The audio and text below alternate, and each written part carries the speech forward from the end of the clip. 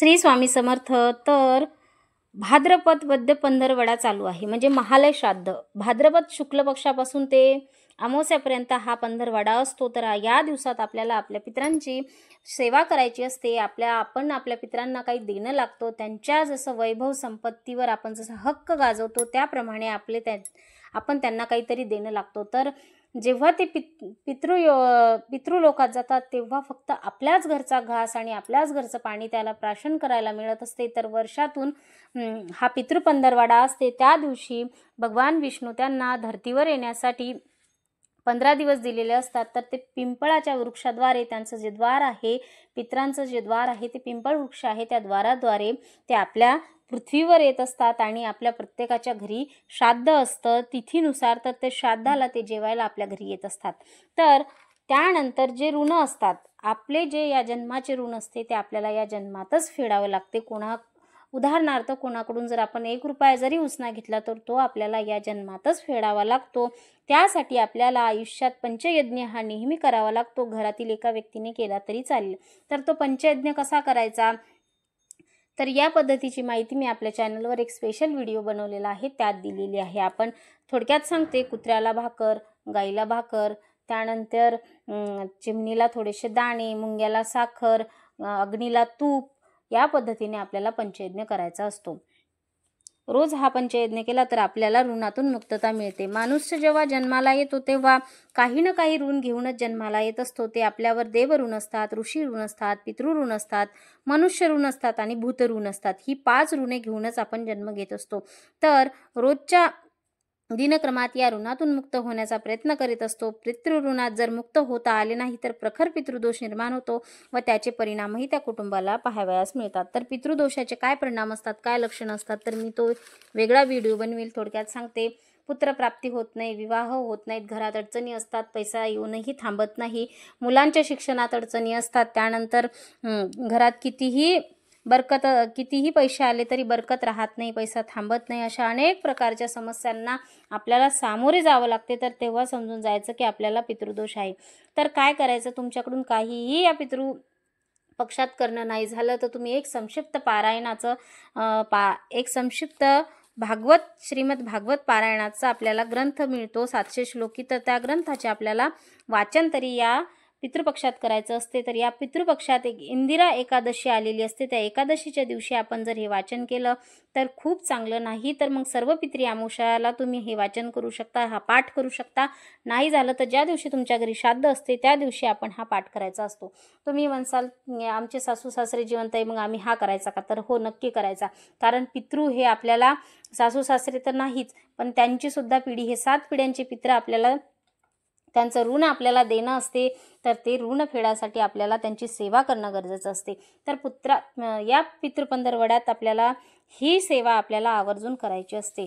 तर जे संक्षिप्त भागवत पारायण ग्रंथ आहे तो श्री स्वामी समर्थ सेवा आध्यात्मिक केंद्रामध्ये आपल्याला मिळून जाईल. तर त्याची किंमत 64 रुपये आहे.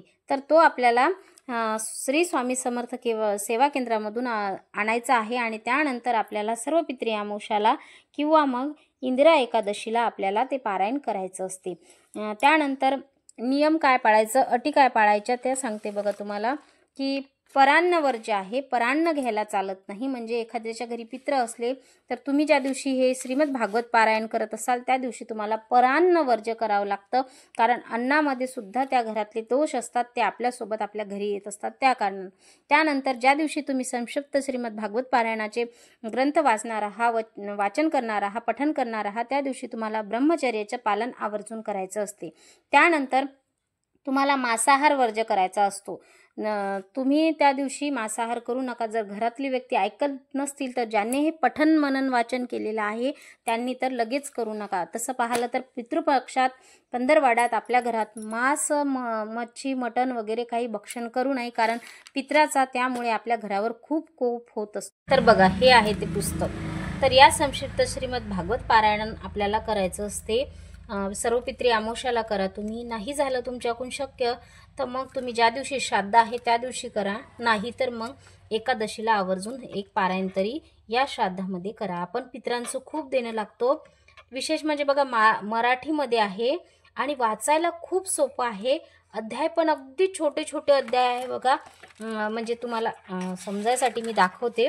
64 रुपये किंमत आहे याची. कोणत्याही स्वामी महाराजांच्या केंद्रात तुम्हाला हा जो ग्रंथ आहे हा अवेलेबल आहे, तुम्हाला मिळून जाईल. श्री स्वामी समर्थ महाराजांचे केंद्र आता प्रत्येक जिल्ह्यामध्ये आहेतच, तर नाही असं म्हणूच नका.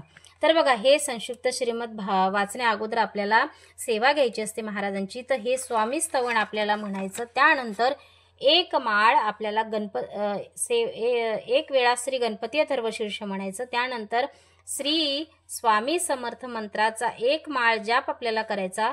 24 वेळा गायत्री मंत्र म्हणायचा. एक माळ विष्णू गायत्री मंत्र म्हणायचा. एक वेळ पुरुष सुक्त म्हणायचं व एक वेळा श्री सुक्त म्हणायचं. हे सगळं नित्यसेवा ग्रंथामध्ये दिलेलं आहे. जर तुमच्याकडे नित्यसेवा ग्रंथ नाही आहे तर मग तुम्ही हे सगळं यूट्यूबला लावून देऊ शकता. मी याच्यासाठी ही पोथी दाखवत आहे. जर तुमच्याकडे नसेल तर याचा स्क्रीनशॉट द्यायचा, घ्यायचा आणि या अगोदर म्हणजे जेव्हा तुम्ही संक्षिप्त पारायण करणार आहात ग्रंथाचं, तेव्हा या अगोदर ही सेवा यूट्यूबला लावून दिली तरी काही हरकत नाही. कारण गणपती अथर्वशीर्ष हे संस्कृतमध्ये आहे, तर ते वाचायला खूप अवघड जातं, शब्द आपले चुकतात. तर त्या कारणानं आपण यूट्यूबला मोबाईलमध्ये लावून दिलं तरी काही हरकत नाही. त्यानंतर ही सेवा झाल्याच्यानंतर बघा, इथं श्रीमद भागवत गीतेचा प्रारंभ होतो. अध्याय पहिला. स्कंद खूप छोटे छोटे आहे बघा. खूप छोटे छोटे अध्याय आहे. वाचायला एकदम सोपं आहे. मराठीत आहे. काहीच अडचण येत नाही. एकदम असं वाचू शकतो आपण पटापटात. चुकण्याचीही काही शक्यता नाही आहे बघा. पहिला अध्याय 53 श्लोकी आहे. त्यानंतर दुसरा अध्यायसुद्धा खूप कमी आहे बघा. दुसरा अध्याय तर 20 श्लोकी आहे. तर अशा पद्धतीने 14 अध्याय संपूर्ण आपल्याला पाठ करायचा असतो. जर आपल्याकडून नाही शक्य, समजा आता पितृपक्ष थोडा संपत आलेला आहे, तुम्ही 2-2 अध्याय वाचून हा ग्रंथ तुम्ही पूर्ण करू शकता. तर 2-2 अध्याय वाचायचे म्हटलं ना तर मग तेवढंच ब्रह्मचर्य पाळा. त्यानंतर मग तेवढंच ते मांसाहार वगैरे पाळावं लागते. घरात वर्ज्य, त्यानंतर सगळ्या गोष्टी आपल्याला पाळायच्या असतात.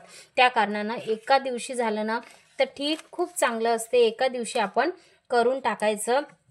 बघा, इथे आपल्याला काय काय अडचणी असतात. पितृदोष निवारण, संतती प्राप्ती, गुरुभक्ती प्राप्ती, अरण्यात अग्नीमध्ये पाण्यात रक्षण होते, सर्प, विंचू, व्याघ्र, हिंस्र प्राणी जवळ येणार नाही, शत्रूचा नाश होतो, इडापिडा, दुःख, दैन्य, दारिद्र्य नष्ट होऊन तेज प्राप्त होते. तर असा हा खूप शक्तिमान हा ग्रंथ आहे आणि खूप प्रभावी हा ग्रंथ आहे. ओम नमो भगवते वासुदेवाय या मंत्राचं इथं विश्लेषण दिलेलं आहे. तुम्ही पुस्तक आणल्याच्या नंतर तुम्ही घरी पाहू शकता, वाचू शकता.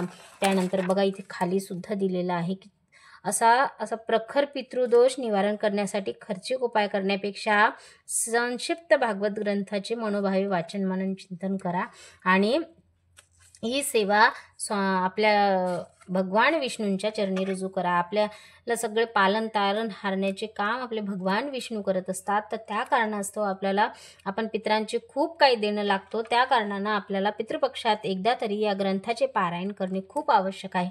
हा 700 श्लोकी आहे, पटकन पारायण होते. तसं तर पाहिलं तर मोठ्या ग्रंथाचे पारायण करणे खूप महत्त्वाचे असते, पण मोठ्या ग्रंथाचे पारायण करणे शक्य होत नाही. कारण हे एक माझ्याकडे पुस्तक आहे बघा, श्रीमद भागवत गीता. हे पुस्तक मी आणलेलं आहे बघा 2 वर्षापासून. अजूनही पूर्ण वाचणं झालेलं नाही आहे माझं. कारण सगळी सेवा वगैरे करून एवढा मोठा ग्रंथ आपल्याकडून वाचणं शक्य आहे का? कारण सांसारिक जीवनात खूप अडचणी असतात. खूप आपल्याकडे म्हणजे मुलाबाळांचं पाहावं लागतं. सगळ्या गोष्टी आपल्याला कराव्या लागतात. त्या कारणाने एवढा मोठा ग्रंथ वाचणं होतच नाही आपल्याकडून. तर म्हणून त्यासाठी आपल्याला कमी वेळेत आणि आपल्याकडून थोडी ना थोडी फुलाची पाकळी आपल्या पितृंसाठी सेवा झालेली पाहिजे. तर त्यासाठी संक्षिप्त श्रीमद भागवत पारायण आपल्याला श्री स्वामी समर्थ सेवा दिंडोरी प्रणीत श्री गुरुमाऊली यांनी आपल्याला अवेलेबल करून दिलेला आहे. तर नक्कीच तुम्ही याचा लाभ घ्या आणि या ग्रंथाचे पारायण आयुष्यात एकदा तरी करावं आणि पितृपक्षात तर आवर्जून करावं. तसं पाहिलं तर महिन्यात 2 एकादशी येतात. तर तुम्ही मोठ्या एकादशीला, भागवत एकादशीला महिन्यात 1 पारायण तरी तुम्ही हे श्रीमद भागवत कथेचं केलं पाहिजे. जर आयुष्यात प्रगती हवी असेल, आयुष्यात जर सगळ्या गोष्टी पाहिजे असतील ना, तर या कलियुगात हा सगळ्यात सोपा मार्ग आहे आणि पितृदेव आपल्यात सगळ्यात लवकर प्रसन्न होणारे देव असतात. पितृदेव आणि आपली कुलदेवी हे 2 देव हे आपल्यावर सगळ्यात लवकर प्रसन्न होतात, पण त्यांच्या सेवेला आपण कुठेतरी चुकतो. त्या कारणानं आपल्याला आयुष्यातील सगळ्यात सुखापासून, सगळ्या उपभोगापासून दूर राहावं लागतं. त्या कारणानं तुम्ही हा संक्षिप्त श्रीमद भागवत पारायणाचं आवर्जून पारायण करा. बघा, माझ्याकडून हे वाचलं झालं नाही, तर श्रीमद भागवत ग्रंथ जो आहे तो खूप मोठा आहे. माझ्या वडिलांकडे आहे तो आपल्याकडून शक्यच नाही आहे वाचणं, कारण त्याला तर 1 वर्ष पण पुरेसे पडेल. जर रोज आपण 7-7 तास वाचलं तर ते 1 महिन्यात होते. जर आपण त्याला एवढा वेळ नाही देऊ शकत, तर त्या कारणासाठी आपल्याला हे छोटे छोटे जे आपल्यासाठी अवेलेबल करून दिलेले आहेत ते वाचायला पाहिजे आणि पितृदेवतेला आपली सेवा रुजू करायला पाहिजे. तर श्री स्वामी समर्थ. भेटूया एका अशाच व्हिडिओला एका नवीन व्हिडिओला घेऊन. तोपर्यंत चॅनलला लाईक करा, शेअर करा आणि सबस्क्राईब करायला मात्र विसरू नका. झालेली सेवा महाराजांच्या चरणी करते आणि आजचा व्हिडिओ इथेच थांबवते. श्री स्वामी समर्थ.